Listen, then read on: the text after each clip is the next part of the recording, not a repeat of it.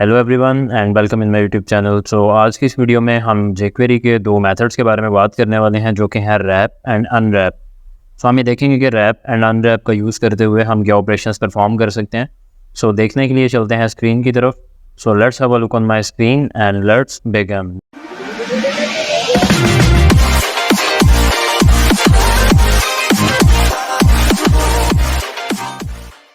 So first of all हमें एक HTML document create करना होगी, जो कि आप यहाँ पे देख सकते हैं मैं ऑलरेडी कर चुका हूँ। एंड इस डॉक्यूमेंट में अगर आप यहाँ पे देखेंगे तो सिंपली आज का जो हमारा टॉपिक है वो टाइटल में ऐड किया गया है। फिर इसके बाद jQuery का CDN अटैच किया गया ताकि हम jQuery का कोड कर सकें। और इसके बाद हमने यहाँ पे कुछ स्टाइल ऐड किया है एक डिव के ऊपर जिसका ID बॉक्स है।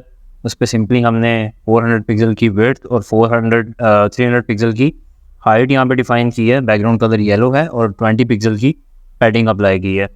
और ये है वो डिव जिसके ऊपर हमने ये तमाम स्टाइल अप्लाई किया है। अब यहाँ पे अगर आप देखेंगे तो इसके अंदर एक H2 आ रहा है और 4 पैराग्राफ्स हैं और ये बिल्कुल वही डिव है और ये बिल्कुल वही कोड है जो आपने लास्ट ट्यूटोरियल में हमने यूज़ किया था, जिसमें हमने जो हमारे मेथड्स थे रिप्लेस विद का और रिप्लेस ऑल का उसके बारे में बात की थी। सब कोड वही है, लेकिन हमने यहाँ से जस्ट जो स्क्रिप्ट का जो हमने कोड किया था jQuery का उसको हमने यहाँ से ख़त्म कर दिया है, क्योंकि आज का जो है हमारा टॉपिक डिफरेंट है। तो हम इन दोनों मेथड्स के बारे में देखने वाले हैं और इन दोनों मेथड्स के बारे में हम आज का जो कोड है वो करेंगे। और यहाँ पे मैंने सिंपली दो बटन ऐड कर दिए हैं, एक का आईडी जो है वो BTN1 है, एक का आईडी BTN2 है और यहाँ पे रैप और unwrap. So let me show you. इस तरह से आपको यहाँ पे ये शो हो रही होगी। यहाँ पे अगर आप देखेंगे तो सिंपली वही हेडिंग है, ये डिव आ गई और इसके बाद रैप और अनरैप का बटन है। अब हम बात कर लेते हैं इन दोनों मेथड्स के बारे में कि रैप से हम क्या कर सकते हैं और अनरैप का जो मेथड है इससे हम क्या कर सकते हैं। सो रैप जैसा कि आपको नाम से जाहिर हो रहा है, किसी चीज़ को मतलब रैप करना या उसके इर्द गिर्द कोई चीज़ लुपेटना या उसको रैपिंग में ऐड करना। अब इसमें इसका बेसिकली यूज़ क्या है एग्जैक्टली वो मैं आपको यहाँ पे बता देता हूँ। फ़र्ज़ करें कि जैसे कि स्पैन टैग है आपके पास और उसके अंदर हेलो वर्ल्ड लिखा आ रहा है। अब ये स्पैन टैग आपने ऑलरेडी फ़र्ज़ करें बनाया हुआ है और आप ये चाहते हैं कि इसके बाहर H1 के टैग्स ऐड हो जाएँ। जैसा लाइक मैं यहाँ पे H1 के टैग्स ऐड कर देता हूँ कुछ इस तरीके से। तो इट मीन्स कि आपने इस स्पैन टैग को H1 के अंदर रैप कर दिया।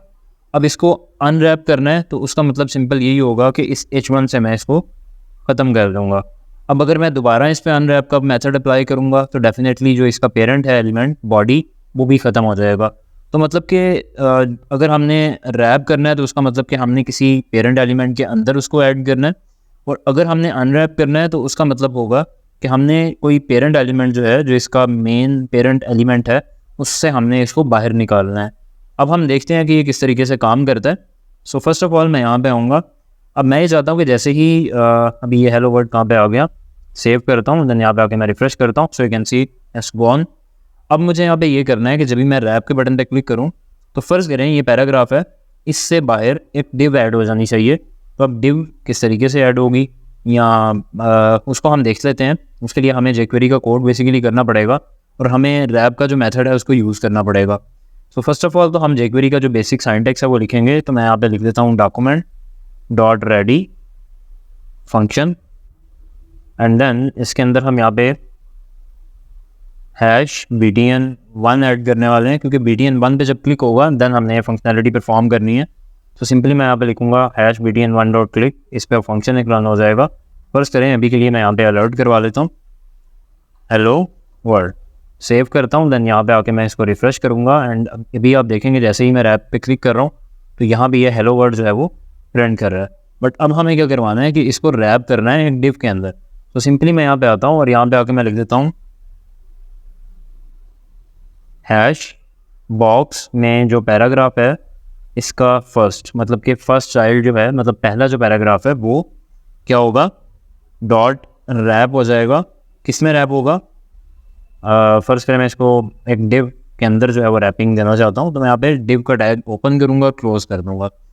अब मुझे क्या करना है, मैं यहाँ पे आके रिफ्रेश करता हूँ और हम ऐसा करते हैं Ctrl+Shift+I प्रेस कर लेते हैं ताकि हम यहाँ पे एलिमेंट्स में देख पाएँ। ये हमारा बॉक्स है और यहाँ पे अगर आप देखेंगे ये पहला H2 और ये पहला पैराग्राफ। अभी पैराग्राफ के इर्द गिर्द कोई भी डिव के टैग्स नहीं आ रहे हैं, लेकिन जैसे ही मैं रैप के बटन पे क्लिक करने वाला हूँ यू कैन सी कि जो हमारा फर्स्ट पैराग्राफ है वो एक डिव के अंदर ऐड हो चुका है। अब यहाँ पे बज़ाहिर तो कोई भी इफेक्ट नहीं आया, बिकॉज ये जो डिव है सिंपली हमने एक टैग ऐड किए, हमने यहाँ पे और कुछ भी स्टाइल ऐड नहीं किया। फ़र्ज़ करें कि मैं स्टाइल कुछ ऐड कर लेता हूँ। मैं ऐसा करता हूँ, इसके ऊपर एक आईडी असाइन कर देता हूँ। आईडी में कर लेता हूँ टेस्ट के नाम से या डेमो के नाम से, और इसी डेमो को हम यहाँ पे कुछ स्टाइल दे देते हैं, जैसे कि डेमो और बैकग्राउंड कलर रेड। मतलब कि जो भी डिव जिसका आईडी जो है डेमो होगा उसके ऊपर बैकग्राउंड कलर रेड कर देगा, और पैडिंग जो है वो 10 पिक्सल्स की ऐड हो जाएगी। सो लेट्स सी अब क्या होता है जब भी मैं यहाँ पे आके रिफ्रेश करूँगा। अब जैसे ही मैं रैप पे क्लिक करने वाला हूँ, यू कैन सी हियर कि ये जो पहला पैराग्राफ है वो उस डिव के अंदर भी ऐड हो चुका है, और उस डिव के ऊपर आईडी भी आ रहा है डेमो वाला। और चूँकि हमने आईडी डेमो के ऊपर ये स्टाइल अप्लाई किया हुआ है तो वो स्टाइल भी यहाँ पे अप्लाई हो रहा है। तो इस तरीके से आप किसी भी चीज़ को रैप कर सकते हैं। अब हम बात करते हैं अनरैप की। तो मैं यहाँ पे jQuery के अंदर ही आऊँगा वापस, और यहाँ पे लिखूँगा btn2.click। अब btn2 पे क्लिक पे क्या होगा, मतलब कि btn2 पे हमें ये करवाना है कि अनरैप करवाना है। तो उसके लिए सिंपली मैं यहाँ पे लिखने वाला हूँ #box p फर्स्ट, मतलब कि पहला पैराग्राफ डॉट अनरैप।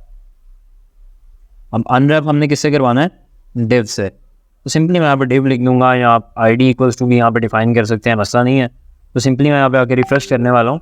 अब अभी अगर आप देखेंगे तो बॉक्स आ रहा है और H2 है, और इसके बाद पैराग्राफ है। जैसे ही मैं रैप पे क्लिक करूँगा, यू कैन सी ये मैंने रैप पे क्लिक किया तो I think it's not working. Again मैं यहाँ पे रैप पे क्लिक करता हूँ, अभी वर्क नहीं कर रहा, मे बी कंसोल में कोई एरर आ रहा हो। अनएक्सपेक्टेड यहाँ पे क्या मसला हुआ है, आई थिंक यहाँ से हमें सो हमें इसको यहाँ पे क्लोज करना था, और यहाँ पे हमें इसका सेमीकोलन ऐड करना था। ब्रैकेट्स का थोड़ा इशू है जिसकी वजह से नहीं चल रहा था। सिंपली अब मैं एलिमेंट्स में आ जाता हूँ। यहाँ पे अगर आप देखेंगे तो ये हमारा पैराग्राफ है। जैसे ही मैं रैप पे क्लिक करने वाला हूँ, यहाँ पे आपने देखा डेमो की जो डिव है वो ऐड हो चुकी है। और जैसे ही मैं अनरैप पे क्लिक करूँगा, अभी के लिए अगेन मेरे ख्याल से कंसोल में एरर आ रहा है। सो क्या एरर है, let me check. I think वो इसको रिकॉग्नाइज नहीं कर पा रहा, तो मुझे सॉरी, यहाँ पे आपको ये डिफ़ाइन करने की ज़रूरत ही नहीं है, क्योंकि वो ऑलरेडी उस पेरेंट के अंदर ऐड हो चुका हुआ है। मतलब जो ये पैराग्राफ है वो ऑलरेडी उस डिव के अंदर ऐड है, तो जो भी उसका पेरेंट होगा उससे वो बाहर आ जाएगा सिंपली। अब मैं सेव करता हूँ, यहाँ पे आके मैं रिफ्रेश करता हूँ, रैप पे क्लिक किया, रैप हो गया, अनरैप पे क्लिक किया, अनरैप हो गया। लेकिन दोबारा से मैं रैप पे क्लिक करता हूँ और आपको एलिमेंट्स में शो करवाता हूँ। यहाँ पे अगर आप देखेंगे तो ये बॉक्स है, इसके अंदर H2, और यहाँ पे एक डिव आ चुकी है जिसके अंदर वो पैराग्राफ जा चुका है। लेकिन जैसे ही मैं अनरैप पे क्लिक करने वाला हूँ, अभी आप देखेंगे तो ये डिव चली जाएगी और ये पैराग्राफ बाहर आ जाएगा। और फ़र्ज़ करें मैं दोबारा से अनरैप पे क्लिक करता हूँ, तो अब क्या हुआ, अब उसने बाहर वाली जो डिव है उसको भी ख़त्म कर दिया, क्योंकि अब जब वो पैराग्राफ बाहर आ गया था तो उसकी पेरेंट डिव जो है वो बॉक्स वाली थी। अब उसने बॉक्स वाली डिव जो है उसको भी ख़त्म कर दिया। अब अगर मैं रैप पे क्लिक करता हूँ, अब वो वर्क नहीं करने वाला, क्योंकि हमने वहाँ पे लिखा था कि बॉक्स के अंदर जो पैराग्राफ है फर्स्ट वाला उसको करो, लेकिन अब यहाँ पे उसने बॉक्स वाली डिव ही ख़त्म कर दी है। तो डेफिनेटली अब यहाँ पे हम इसको रिफ़्रेश करना पड़ेगा, एंड देन हम इसको दोबारा से रैप कर पाएंगे या अनरैप कर पाएंगे। तो ये बेसिकली इन दोनों मेथड्स का यूज़ है। मतलब किसी भी एलिमेंट को किसी दूसरे एलिमेंट के अंदर अगर आपने रैप करना होता है तो उसके लिए आप रैप का मेथड यूज़ करते हैं, और अगर उसको उसके पेरेंट से बाहर निकालना होता है या उसके पेरेंट को हटाना होता है तो उसके लिए आप अनरैप का मेथड जो है वो यूज़ करते हैं। सो उम्मीद करता हूँ कि वीडियो आपको अच्छी लगी होगी। सो अगर आपको वीडियो अच्छी लगी तो आप इसको लाइक करें और चैनल को सब्सक्राइब करें। सो मिलते हैं नेक्स्ट वीडियो में। थैंक यू, अल्लाह हाफिज़।